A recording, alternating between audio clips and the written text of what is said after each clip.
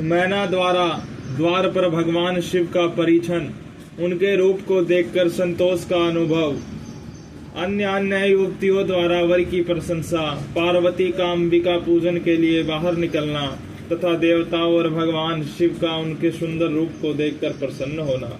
ब्रह्मा जी कहते हैं, नारद, तदंतर भगवान शिव प्रसन्न चित्त हो अपने गणों समस्त देवताओं तथा अन्य लोगों के साथ कौतूहल पूर्वक गिरिराज हिमवान के धाम को गए। हिमाचल की श्रेष्ठ पत्नी मैना भी उन स्त्रियों के साथ घर के भीतर गई और शंभु की आरती उतारने के लिए हाथों में दीपकों से सजी हुई थाली लेकर आई। ऋषि पत्नियों तथा अन्य स्त्रियों के साथ आदर पूर्वक द्वार पर आई। वहां आकर मैना ने संपूर्ण देवताओं से सेवित गिरिजापति महेश्वर शंकर को जो द्वार पर उपस्थित थे बड़े प्यार से देखा। उनकी अंग कांति मनोहर चंपा के समान थी। उनके एक मुख और 3 नेत्र थे। प्रसन्न मुखारविंद पर मंद मुस्कान की छटा छा रही थी। वे रत्न और सुवर्ण आदि से विभूषित थे। गले में मालती की माला पहने हुए थे। सुंदर रत्नमय मुकुट धारण करने से उनका मुखमंडल उज्ज्वल प्रभा से उद्भासित हो रहा था। कंठ में हार आदि सुंदर आभरण शोभा दे रहे थे। सुंदर कड़े और बाजूबंद उनकी भुजाओं को विभूषित कर रहे थे।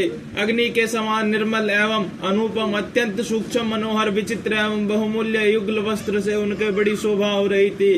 चंदन अगर कस्तूरी तथा मनोहर कुमकुम के अंगराग से उनके अंग विभूषित थे। उन्होंने हाथ में रत्नमय दर्पण ले रखा था और उनके दोनों नेत्र कज्जल से सुशोभित थे। उन्होंने अपनी प्रभा से सबको आच्छादित कर लिया था तथा वे अत्यंत मनोहर जान पड़ते थे।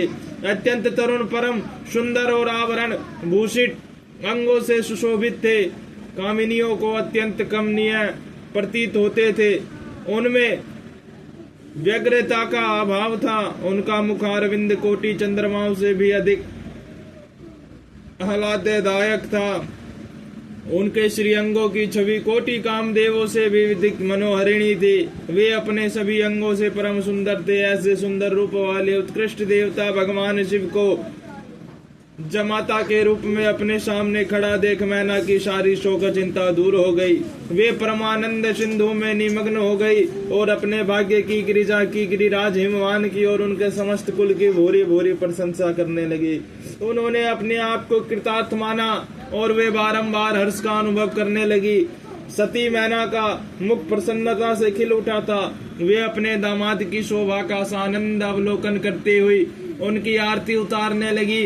गिरिजा की कही हुई बात को बारंबार याद करके मैना को बड़ा विस्मय हो रहा था। वे हर्षोत्फुल्ल मुखारविंद से युक्त हो मन ही मन यूं कहने लगी, पार्वती ने मुझसे पहले जैसा बताया था उससे भी अधिक सौंदर्य मैं इन परमेश्वर शिव के अंगों में देख रही हूँ। महेश्वर का मनोहर लावण्य इस समय अवर्णीय है। ऐसा सोचकर आश्चर्यचकित हुई मैना अपने घर के भीतर आई। वहां आई हुई युवतियों ने भी वर के मनोहर रूप की भूरी भूरी प्रशंसा की। वे बोली, गिरिराज नंदनी शिवा धन्य है, धन्य है। कुछ कन्याएं कहने लगी, दुर्गा तो साक्षात भगवती है। कुछ दूसरी कन्याएं महारानी मैना से बोली, हमने तो कभी ऐसा वर नहीं देखा है और न कभी ध्यान में ही ऐसे वर का अवलोकन किया है। इन्हें पाकर गिरिजा धन्य हो गई। भगवान शंकर का वह रूप देखकर समस्त देवता हर्ष से खिल उठे। श्रेष्ठ गंधर्व उनका यश गाने लगे और अप्सराएं नृत्य करने लगी। बाजा बजाने वाले लोग मधुर ध्वनि में अनेक प्रकार की कला दिखाते हुए आदर पूर्वक भांति भांति के बाजे बजा रहे थे। हिमाचल ने भी आनंदित होकर द्वारोचित मंगलाचार किया। समस्त नगर नारियों के साथ मैना ने भी महान उत्सव मनाते हुए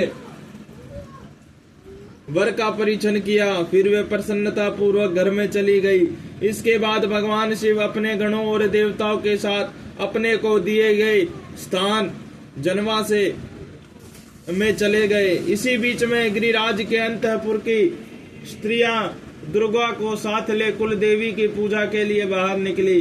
वहां देवताओं ने जिनकी पलकें कभी नहीं गिरती थी प्रसन्नता पूर्वक पार्वती को देखा। उनकी अंग कांति नील अंजन के समान थी। वे अपने मनोहर अंगों से ही विभूषित थी उनका कटाक्ष केवल भगवान त्रिलोचन पर ही आदर पूर्वक पड़ता था। दूसरे किसी पुरुष की ओर उनके नेत्र नहीं जाते थे। उनका प्रसन्न मुख मंद मुस्कान से सुशोभित था। वे कटाक्ष पूर्ण दृष्टि से देखती थी और बड़ी मनोहरिणी जान पड़ती थी। उनके केशों की चोटी बड़ी ही सुंदर थी। कपोलों पर बनी हुई मनोहर पत्र भंगी उनकी शोभा बढ़ाती थी। ललाट में कस्तूरी की बिंदी के साथ ही सिंदूर की बिंदी शोभा दे रही थी। वक्षस्थल पर श्रेष्ठ रत्नों के सारभूत हार से दिव्य दीप्ति छिटक रही थी। रत्नों के बने हुए केयूर, वल्य और कणकन से उनकी भुजाएं अलंकृत थी। उत्तम रत्नमय कुंडलों से उनके मनोहर कपोल जगमगा रहे थे। उनकी दंत पंक्ति मणियों तथा रत्नों की प्रभा को छीने लेती थी और मुख की शोभा बढ़ाती थी। मधु से पूरी अधर और ओष्ठ बिंब फल के समान लाल थे। दोनों पैरों में रत्नों की आभा से युक्त महावर शोभा देता था। उन्होंने अपने एक हाथ में रत्न जटित दर्पण ले रखा था और उनका दूसरा हाथ क्रीड़ा कमल से सुशोभित था। उनके अंगों में चंदन, अगर, कस्तूरी और कुमकुम का अंगराग लगा हुआ था। पैरों में पायजेब बज रहे थे और वे अपने लाल लाल तालुओं के कारण बड़ी शोभा पा रही थी। समस्त देवता आदि ने जगत की आदि कारण भूता जगत जननी पार्वती देवी को देखकर भक्ति भाव से मस्तक झुका मेना सहित उन्हें प्रणाम किया। त्रिलोचन शिव ने भी बड़ी प्रसन्नता के साथ कनखियों से उन्हें देखा और उनमें सती की आकृति देखकर अपनी विरह वेदना को त्याग दिया। शिवा पर आंखें गड़ाकर भगवान शिव उस समय सब कुछ भूल गए। उनके सारे अंगों में रोमांच हो आया। वे हर्ष का अनुभव करते हुए गौरी की ओर देखने लगे। गौरी उनकी आंखों में समा गई थी। इधर कालीपुरी से बाहर जाकर अंबिका देवी की पूजा करने के पश्चात ब्राह्मण पत्नियों के साथ पुनः अपने पिता के रमणीय भवन में लौट आई। भगवान शंकर भी मुझ ब्रह्मा, विष्णु तथा देवताओं के साथ हिमाचल के बताए हुए अपने नियत स्थान पर प्रसन्नता पूर्वक गए। वहां गिरिराज के द्वारा नाना प्रकार की सुंदर समृद्धि से सम्मानित हुए। वे सब लोग सुखपूर्वक ठहर गए और भगवान शिव की सेवा करने लगे।